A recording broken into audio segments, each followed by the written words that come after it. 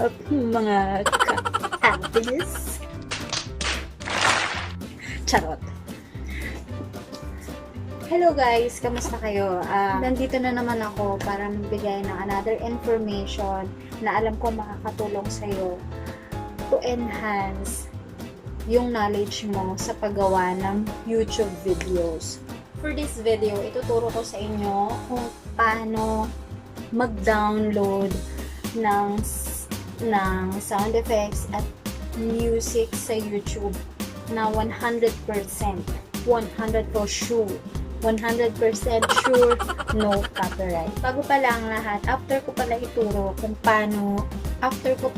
ituro yung pag-download ng sound effects, isasama ko dito sa video na to yung hindi ko nasama dun sa dalawang video na nauna, which is yung kung paano mo ilalagay yung green screen dun sa video na ginagawa mo. Kasi ang ginawa ko lang is tinuro ko kung paano siya i-download, pero hindi ko siya nailagay, hindi ko nasama yung paglagay mismo dun sa mismong video, sa mismong clip.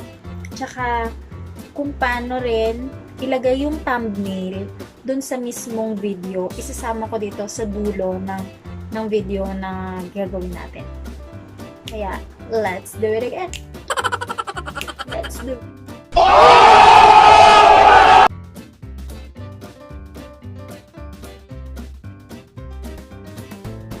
Okay, nandito na tayo sa screen. So, umpisa na natin.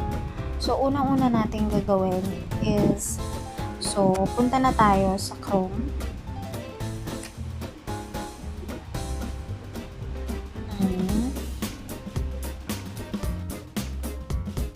I-exit ko muna para mas step by step natin.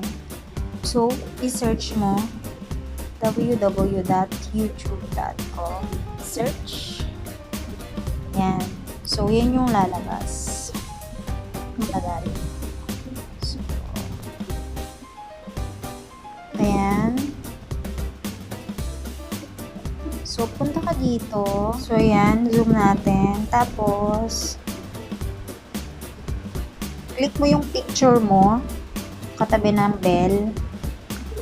Tapos, Creator Studio. Ayan. Tapos, dito mo makikita. Ayan. Dito. I-zoom mo kasi nga cellphone lang to, so hindi siya madali makita. Pindutin mo tong may music. May note icon. So, ayan. So, ganyan yung lalabas niya. So, open mo siya. Yan na. Okay, ayan. Nandito na tayo sa audio library. Ito yung free music. Dito yung free music. Ito yung free music. Ayan. Pwede mo na siyang i-download. Dito mo siya i-play sa may arrow. Tapos, may mga genre siya na pwede mong pagpilian. Bukod sa may genre siya, pwede mo siyang palitan ng mood. Angry. Meron din siyang instruments. Ayan. Tapos, dito sa side na to, dito mo siya i-download. So, mag-try tayo ng isa na ayan.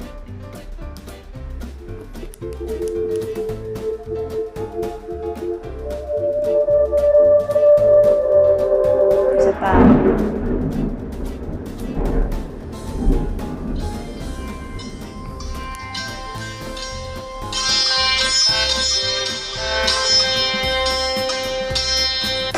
Try naman natin siya i-download.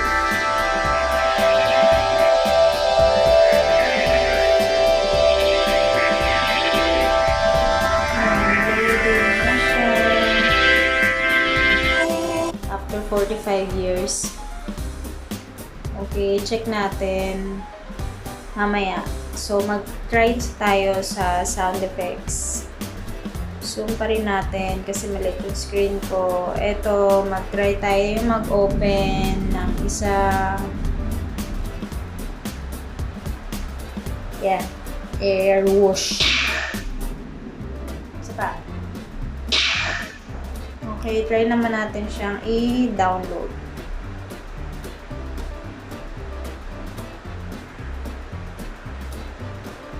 Yan, naka-download na siya. So, ang gagawin naman natin, i-check naman natin kung talagang na-download ba talaga yung mga music at saka sound effects. So, ang gagawin natin, exit tayo dito. Exit. Pumunta tayo sa files. It's either documents, ano. Tapos, ayun! Nag-appear na siya. Ito yung dinownload natin kanina, yung airwash, yung last. Ayun. Narinig nyo ba? Again. Ito yung isa.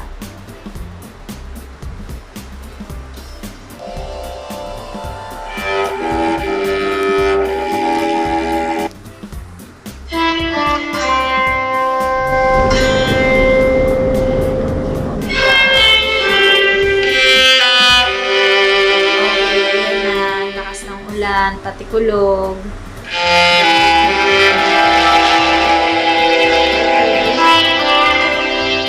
Ayan, naturo ko na sa inyo kung paano mag-download ng non-copyright music at sound effects sa YouTube. Okay, next naman tayo.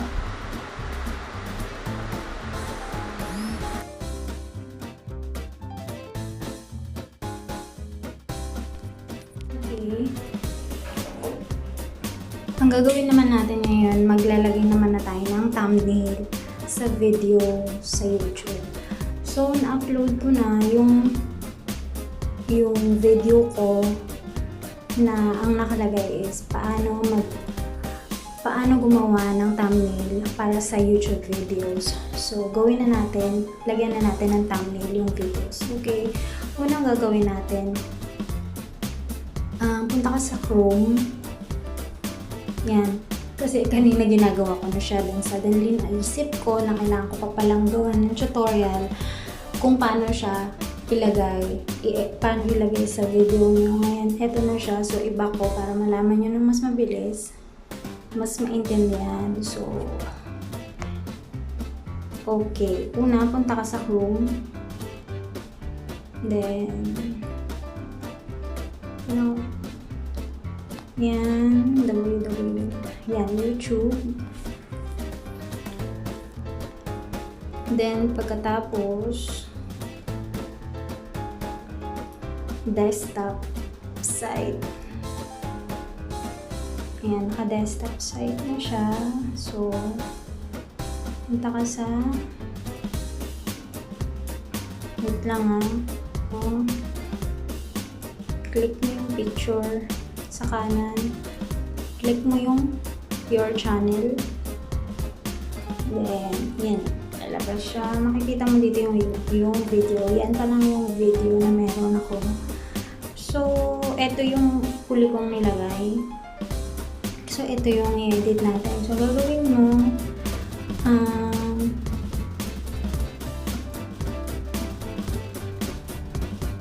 customize channel.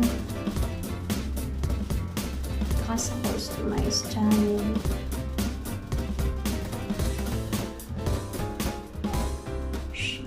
Pindutin mo yung video mo. Tapos, yun yun, lalabas.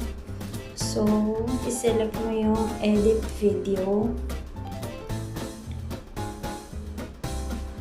Select mo ng edit video. Yan yun. Ito yung dito mo siya i-upload. Diba nagawa na natin siya ng thumbnail kapag edit na tayo sa PixArt. So, ito na yun. Pindutin mo lang. Tapos, ito. Click mo yung picture na gusto mong ilagay. Done. Tapos, yun na. Ayun na siya. So, ayan. Save na. Save. Let's see. Okay. Save na siya. Tignan natin.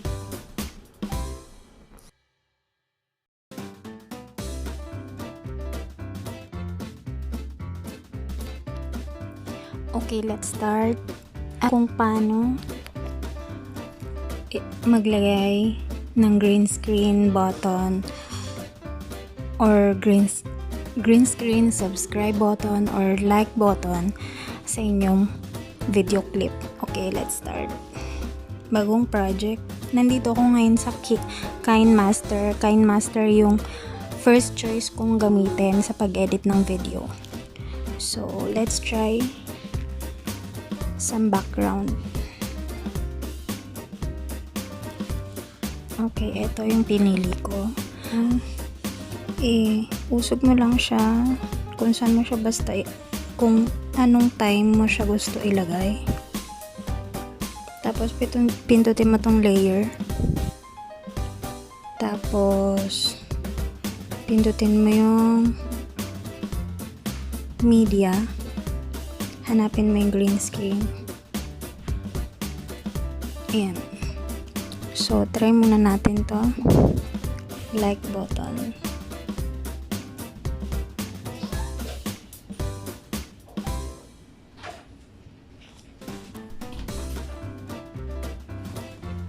Tapos, hanapin mo yung chroma key. Click mo yung chroma key. Enable mo. Tapos, ayan na siya. Okay.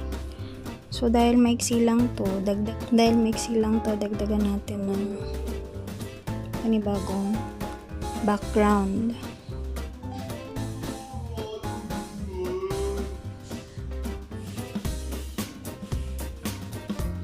Panibagong background.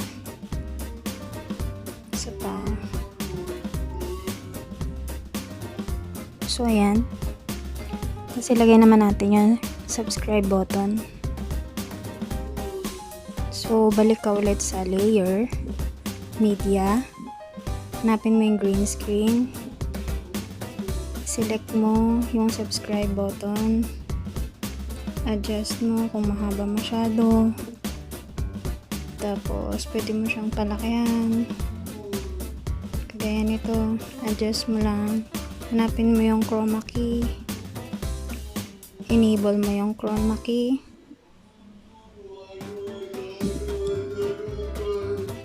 Then, play na natin.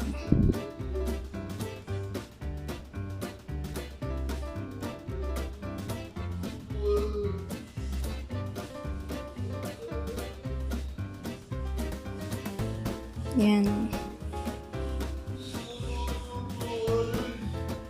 Tapos, play na natin.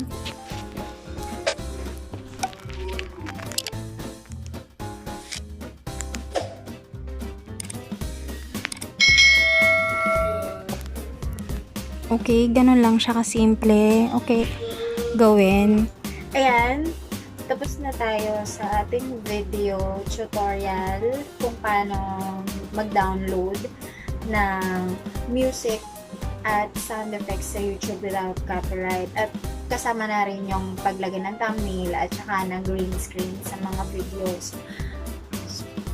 So, I hope na may natutunan kayo sa bagong video na to. Yun lang guys. Maraming salamat ulit. See you on my next video. Have a good day. Always remember, enjoy life.